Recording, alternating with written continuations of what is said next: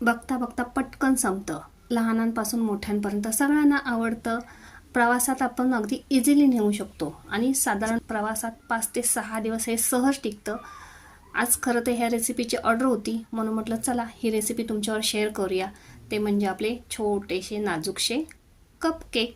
तर चला, इथे मी पाऊण कप पिठी साखर घेतली, पाऊण कप तेल घेतलं, पाऊण कप दही घेतलं, ते छान फेटून घेतलं आणि त्याच्यामध्ये 1 कप मी मैदा घातला, 1 चमचा बेकिंग पावडर घातली, अर्धा चमचा बेकिंग सोडा घातला. बॅटर मी तयार करून घेतलं. हे बॅटर थोडंसं घट्ट वाटलं म्हणून त्याच्यात 2 चमचे दूध घातलं, 1 चमचा व्हॅनिला इसेन्स घातला, टोटी फुटी घालून छान असं हे बॅटर मी तयार करून घेतलं.